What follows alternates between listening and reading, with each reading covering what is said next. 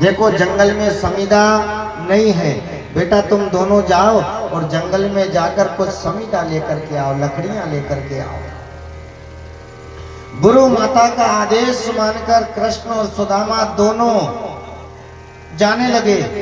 ध्यान आया माता को, अरे बेटा रुको रुको बेटा, जब आपको मार्ग में भूख लगे ना तो जंगल में मैं तुम्हें ये कुछ चने दे रही हूं, इन चनों को पा लेना, इनको पाने से तुम्हें भूख नहीं लगेगी।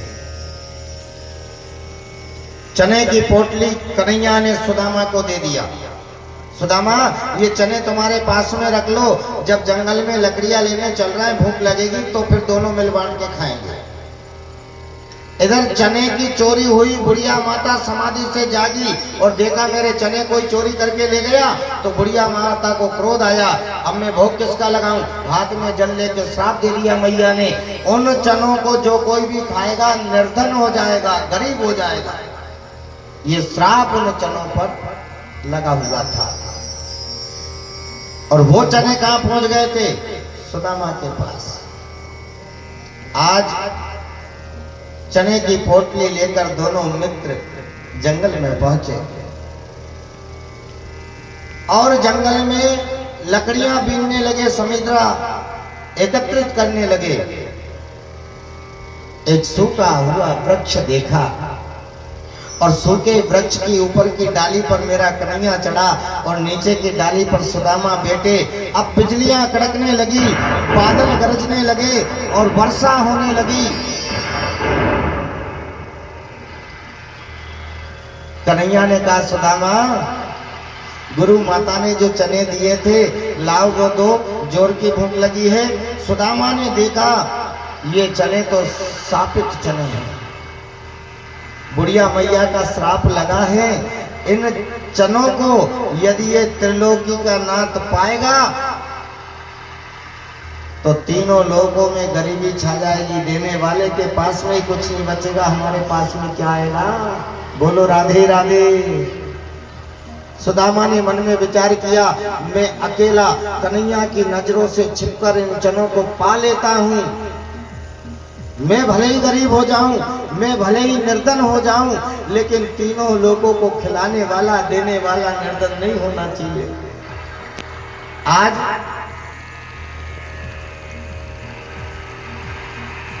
सुदामा जी ने चने की पोटली खोली और धीरे धीरे चनों को पाने लगे।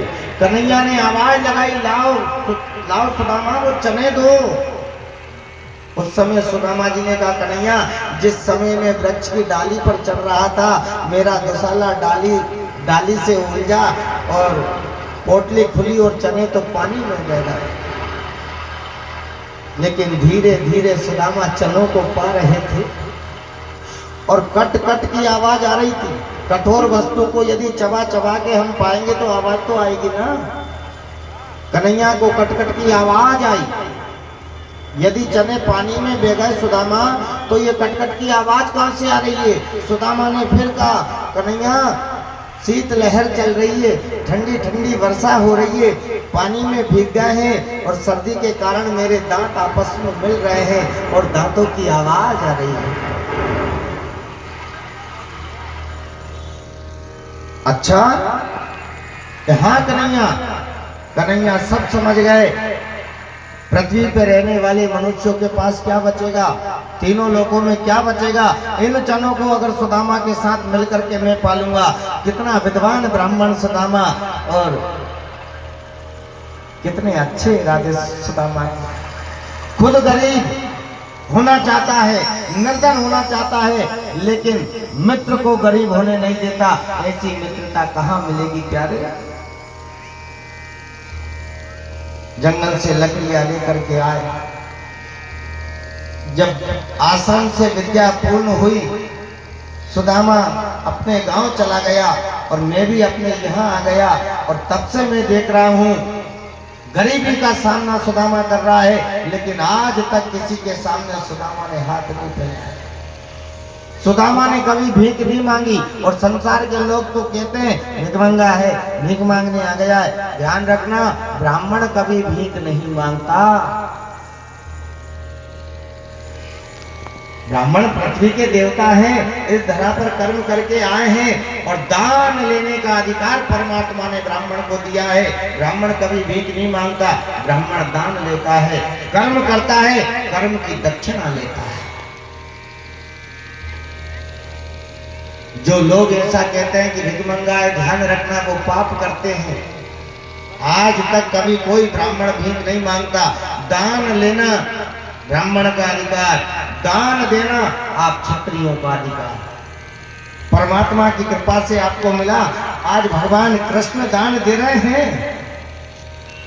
और सुदामा का अधिकार दान। लेकिन दान भी कितना, ये नहीं कि 10-20 गांव में भ्रमण करके आए, मात्र 5 घरों से भिक्षा लेने जाते थे और जो भी 5 घरों से दान मिलता था वो प्रेम से ले आते थे।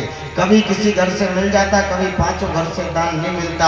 अब सुदामा को पाने के लिए अन्न का दाना तक नहीं, पहनने के लिए कपड़ा तक नहीं, पादुका तक नहीं, लेकिन ईमान को नहीं छोड़ा, धर्म को नहीं छोड़ा, नीति को नहीं छोड़ा।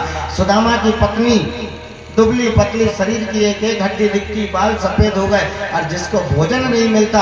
ये बताइए आप, शरीर की पुष्टि कैसे होती है? जब तक आप बराबर भोजन करते रहोगे, अच्छा खाना पीना करोगे, शरीर हष्ट पुष्ट रहेगा। अगर आपको भोजन समय पे नहीं मिले तो शरीर दुर्बल हो जाएगा। सुदामा की पत्नी